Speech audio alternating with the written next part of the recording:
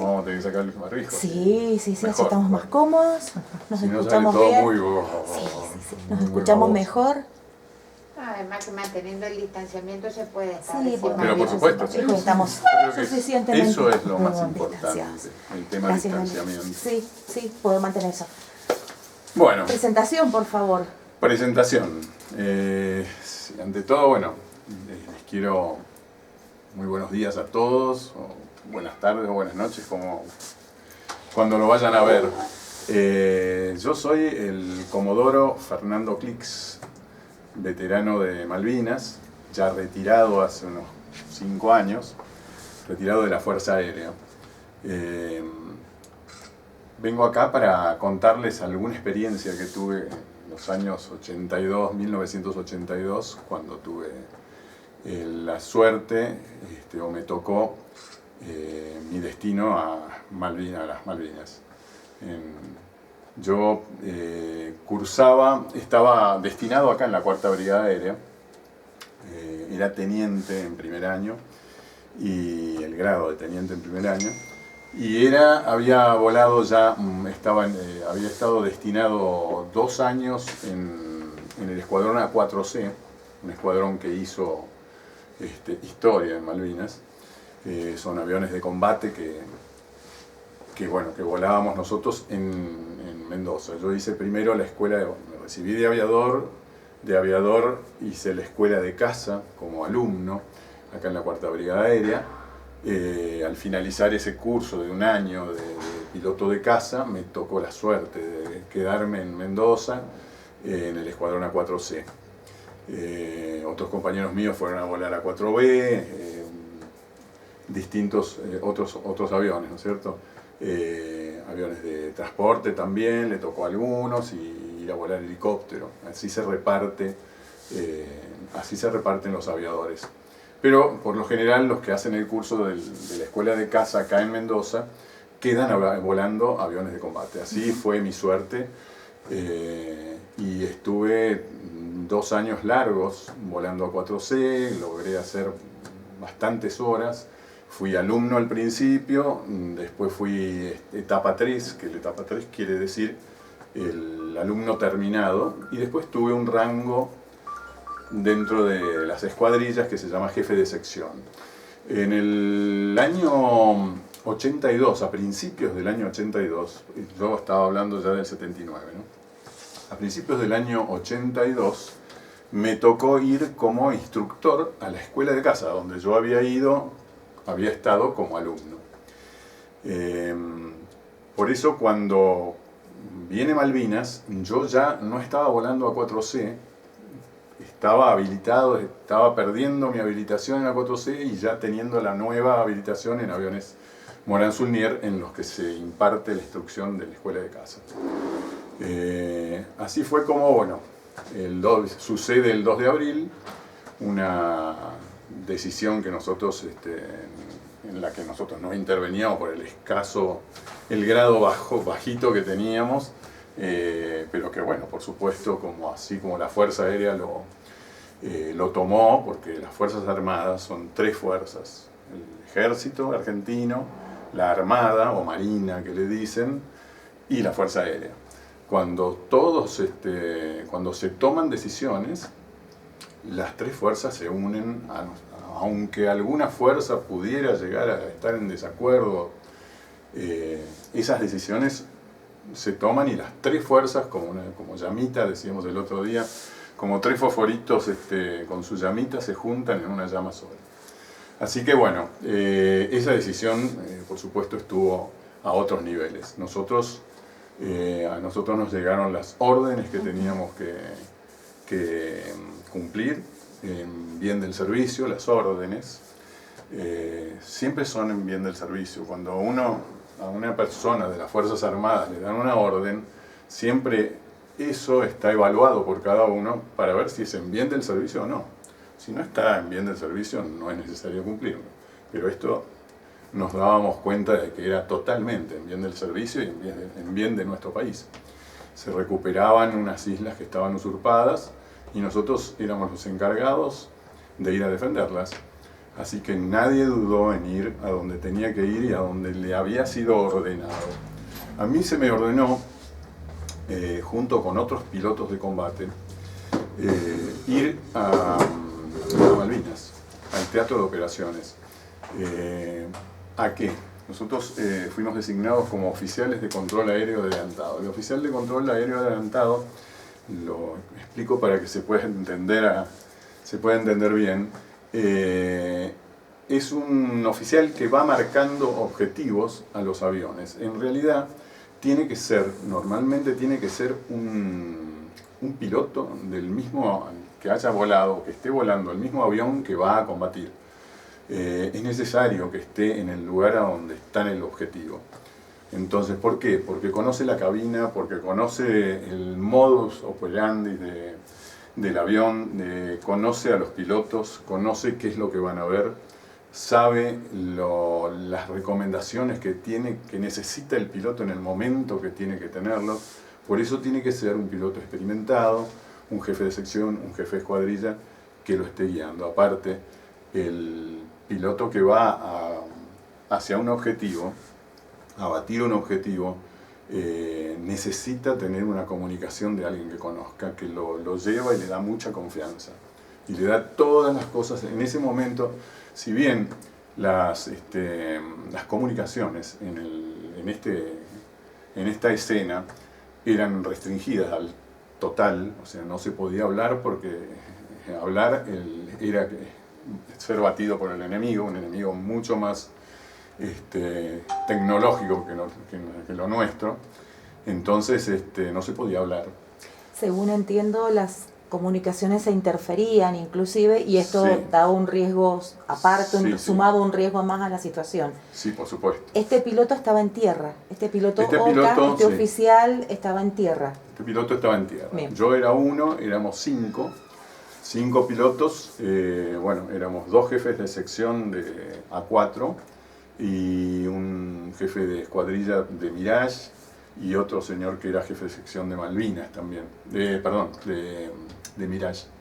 Estuvimos repartidos en la geografía de todas las islas, inclusive en puntos fijos y móviles también, o sea, a órdenes de un comando que estaba también en Puerto Argentino. A todo esto hablamos de decisiones, de operaciones que se determinan y que se aplican, se desarrollan en muy poca cantidad de minutos. O sea, son segundos. Sí. De una precisión quirúrgica, tienen que ser exactos. Sí.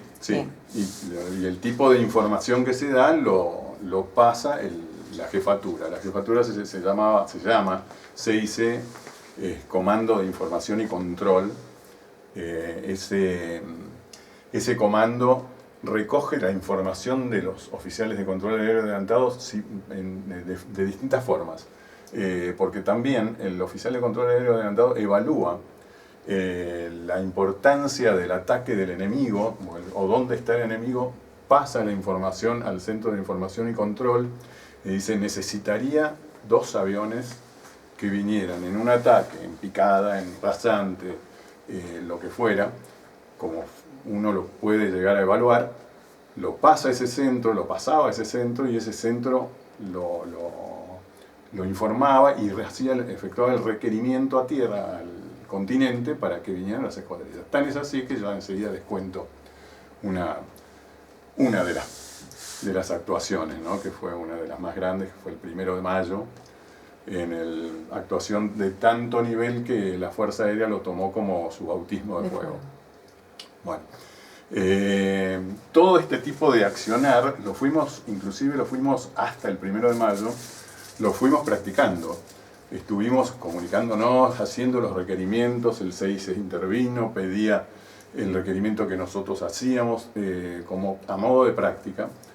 Durante todo, hasta el 1 de mayo, vamos para atrás, con la gente que les cuento recién, fuimos desplegados el 7 de abril. O sea, el 2 de abril se tomó Malvinas y el 7 ya estábamos nosotros desplegando. Ya estaban allí. Yo estaba destinado acá sin saber demasiado de lo que pasaba, me enteré del 2 de abril y bueno, el 7 me llegó la orden y ahí nomás estuvimos en Puerto Argentino.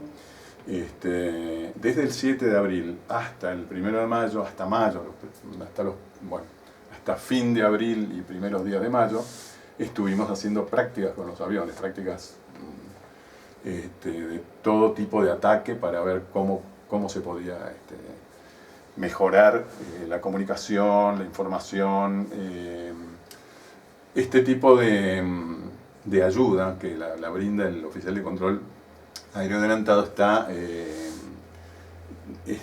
apoyada por por un equipo de comunicaciones. Nosotros nos juntamos yo cuando llego a Malvinas me junto con mi equipo, o sea, así como el mío, había 5, con 2 personas, 2 técnicos en comunicaciones, 2 suboficiales de la Fuerza Aérea, que fueron realmente, hoy todavía nos hablamos, fueron un apoyo muy grande, los 2 suboficiales técnicos en comunicaciones, con un equipo, un UNIMOG, con equipos de comunicación HF para la comunicación larga, media y corta distancia, HF, VHF, VHF FM, mochila con HF portátil, un equipo muy completo. Con esos equipos llegamos a Puerto Argentino en mi caso, Darwin en otro caso, en la Gran Malvinas, y había otro que bueno, estuvo en Puerto Argentino, en el aeropuerto, iba pivoteando. Así nos movíamos nosotros. Con ese equipo nos instalamos en dependencias del ejército, en las primeras líneas. Cuando llegamos al ejército, compartimos con ellos todo, por eso yo conozco bastante del accionar también del ejército, de nuestro ejército, porque estuve con ellos, perteneciendo a la Fuerza Aérea, pero como unidad alojada se llama. Así estuvimos los primeros días, conocí Puerto Argentino en La Paz, digamos, convivimos en algunos momentos con los kelpers. Al principio, cuando llegamos nosotros, los kelpers deambulaban por la ciudad, no muy sociables, pero tampoco antisociables. Tuvimos algún que otro altercado con ellos, pero discusiones que nos llevaban a cosas no más que un intercambio de palabras. Sí, nada más. Sí, que pasaba ¿Y la actitud cerca de ellos hacia ustedes? La actitud de ellos era... Hostil. Por eso, no era ni muy simpática ni muy antipática. Yo tuve algún problema, o sea, caminando por las calles, una vez venía un kelper en un jeep y nos pasó así, como que nos tuvimos que tirar para un costado para que no nos atropellara, pero más que eso, no. Inclusive, nosotros teníamos muy ordenado no meternos con ellos, y si nos metíamos, estar en una actitud absolutamente simpática con ellos, porque ellos pacífica.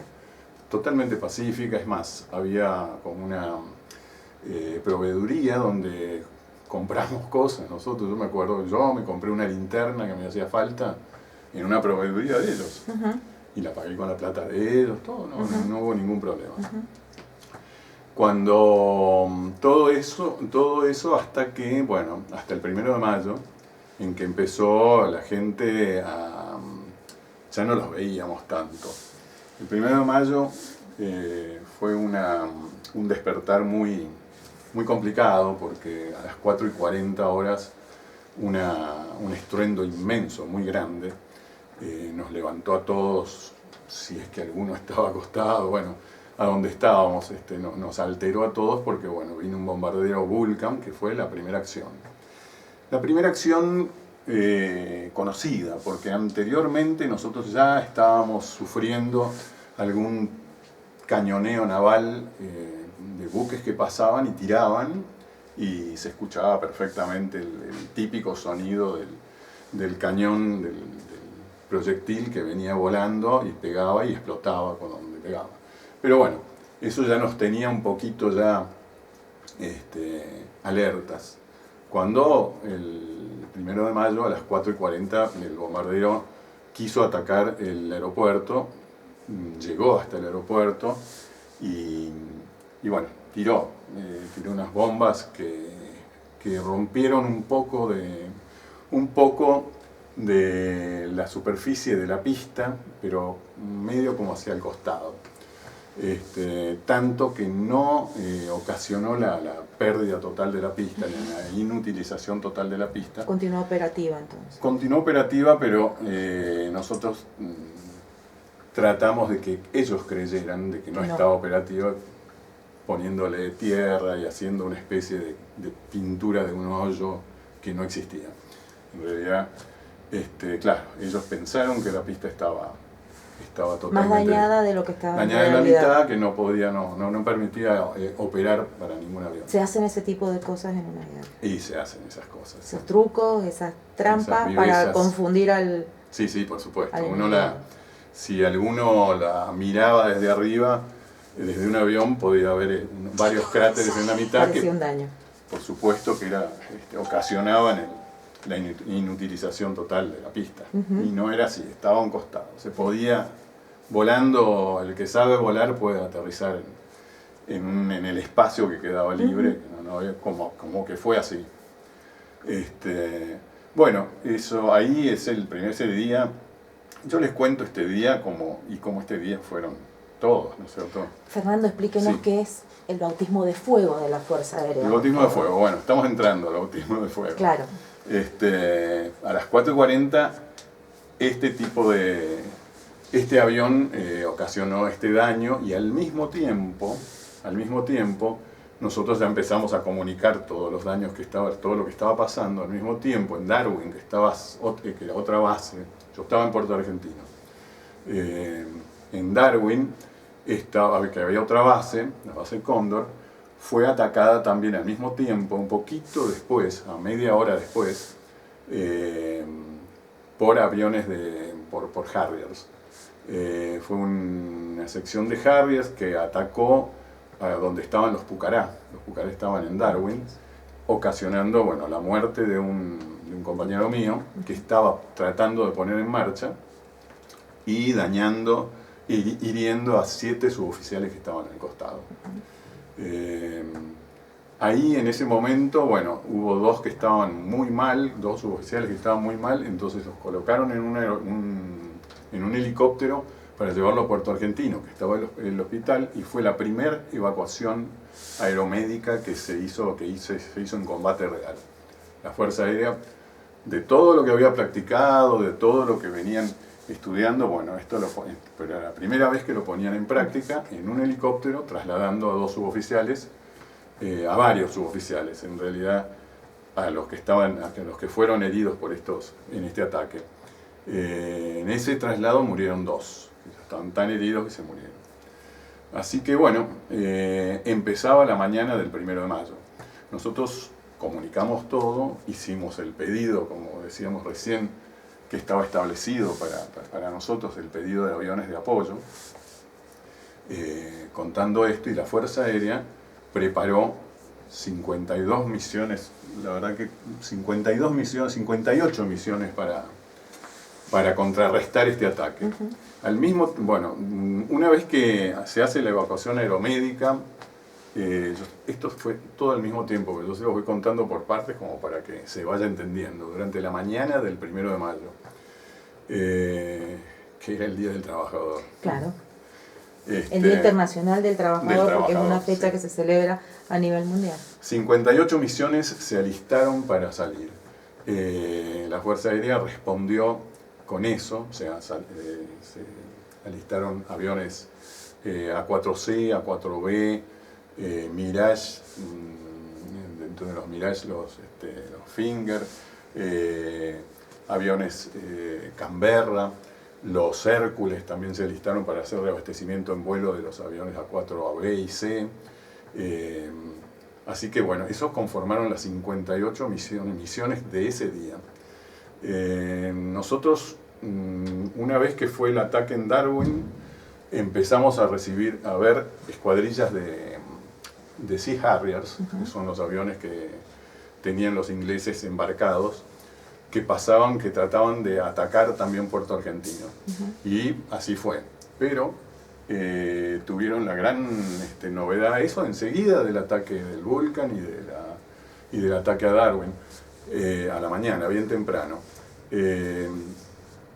ellos tuvieron la gran sorpresa de que la artillería antiaérea bajó a uno, y otro los ingleses nunca lo comentaron, pero yo estaba ahí, yo lo vi, estaba nublado. Otro avión que vimos que salió, se metió en las nubes y se vio el fogonazo de cuando explota. Eso no lo dieron a conocer porque no fue visto por todos. Los que estábamos ahí sí. Así que yo siempre lo cuento porque de la escuadrilla que entró a atacar, la artillería antiaérea bajó a 2. Eso los retrasó un poquito, yo creo, en sus ataques, en sus posteriores ataques. Durante toda la mañana estuvo, al mismo tiempo se acercaron, cerca de mediodía, 3 buques, 2 destructores y una fragata, que estaban a la vista nuestra, a la vista mía. En realidad, yo estaba en Punta Enriqueta, que era a 5 kilómetros al sur del aeropuerto, de la pista, así que los veía perfectamente. Y empezaron a tirar, se ubicaban estratégicamente para empezar a tirarnos. Lo que querían era llegar a Puerto Argentino. Por eso es que la noche anterior no vimos Kelpers. Ellos ya sabían, yo creo que sabían. Sabían. No los vimos como circulando más, Claro. como venían circulando anteriormente. Claro, como lo veían habitualmente. Claro, esas cositas, Esos detalles son no sé si se llamativos. conocen tanto, pero bueno, yo estaba ahí. Así que bueno, ese 1 de mayo, a mediodía, ya estábamos nosotros sufriendo un ataque fuerte de los 3 buques estos que estaban llegando a Puerto Argentino. En su derrotero, con sus cañones, iban avanzando y iban llegando hasta Puerto Argentino. Ya provocaron víctimas, ya sembraron destrucción. Así que bueno, inmediatamente nosotros por supuesto hicimos el requerimiento para ver si de sacarlos. Nosotros era tanto nerviosismo por el combate que le tirábamos hasta con armas que sabíamos que no iban a llegar a los buques, estaban lejos, habrían estado a 15 kilómetros de donde estaba yo. Pero era defenderse. Era como no quedarse así sin hacer nada, pero por supuesto estábamos esperando los aviones. Bueno, por suerte la Fuerza Aérea alistó una sección de Mirage, en realidad una sección de Mirage, que son 2 aviones, y una escuadrilla, que son 3, para distintos lugares a donde se estábamos marcando que estaban atacando. Una iría cerca de Darwin, porque había unos buques que estaban acercándose y haciendo lo mismo que estaban haciendo en Puerto Argentino, y la otra venía a donde estábamos nosotros. Yo los tenía delante. Así que bueno, a las 13, cerca de las 13:50, 14 horas, a la tarde, después de mediodía, me dan la orden. ¿Cómo operábamos nosotros? Como había buques y había helicópteros que estaban triangulando cualquier tipo de comunicación, nosotros no podíamos hablar con el piloto como hablábamos en las prácticas. Esto ya no era una práctica, esto ya era real. Entonces nos dijeron silencio radioeléctrico, les damos las órdenes que tienen que pasar por momentos, ustedes las pasan alternativamente. Entonces pasan la orden, la orden era precisa, o sea, radial quiere decir la dirección a donde tiene que ir el avión, la distancia y qué va a encontrar, pero cortito, muy cortito. Exacto, preciso. Entonces, yo decía eso, radial 0,38, 54 millas, o las millas que fueran, y paraba de hablar y salía el otro oficial de control aéreo adelantado que estaba en otro lado, en otro puesto geográfico, y comunicaba lo mismo. Tan es así que había que ser corto, que el oficial que yo recién les conté que iba por el aeropuerto, iba pivoteando con su equipo, en ese momento estaba en una loma, en un cerrito que estaba al sudoeste de la pista del aeropuerto, en una loma con su equipo, y él se demoró un poco más de tiempo. O sea, cuando le tocó a él hacer la comunicación, demoró un poco más, yo lo vi. Cuando él, para mí era un puntito, porque estaba lejos, pero bueno, cuando él estaba comunicando, llegó un helicóptero y se puso debajo de ese cerro, un helicóptero inglés. Nosotros dijimos, atento con la comunicación, corte comunicación, siguió el otro, dando para que viniera la escuadrilla a atacar esos 3 buques que estaban destrozando Puerto Argentino. Todavía no habían llegado. Bueno, ¿qué pasó? Demoró tanto que un cañoneo naval muy certero le pegó, rompió todo el equipo, se vio el equipo cuando rompía todo, y yo pensé que, bueno, que les había pegado a los operadores y al oficial. Por suerte no, por él logró milagrosamente salvar su vida, porque en ese momento, cuando él también debe haber asumido que se extendió mucho con la información, y es más, hasta tuvo un diálogo, creo, y se bajó del equipo, les dijo a los 2 oficiales, vengan, vamos al pozo que tenemos acá al lado, a ver qué pasa. Bueno, en ese momento el cañoneo naval fue certero y rompió todo su equipo. Por suerte salvó su vida. Así que bueno, seguimos con el tema del ataque a Puerto Argentino. Por suerte, bueno, hicimos buenas comunicaciones, por suerte la escuadrilla apareció en un momento más complicado, y atacó, o sea, vino en dirección, pasó al este del aeropuerto, en dirección oeste, y bueno, así como le habíamos indicado, así como estaba todo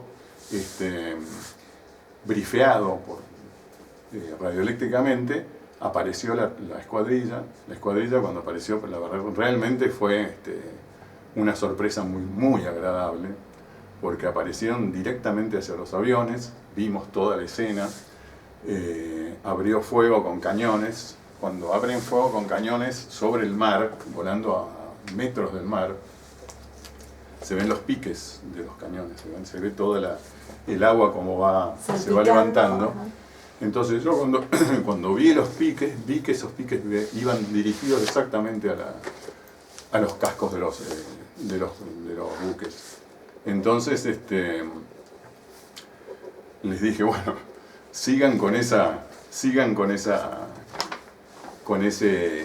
rumbo, van perfecto. Bueno, pasaron por arriba de los cascos y los averiaron, y cuando pasaron tiraron la bomba.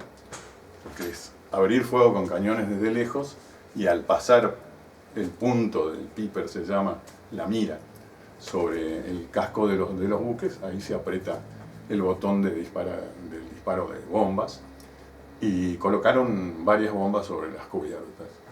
Tan es así que se llenaron de humo los buques, y bueno, los aviones salieron. Nosotros cuando hacemos las prácticas acá en Mendoza, en los campos de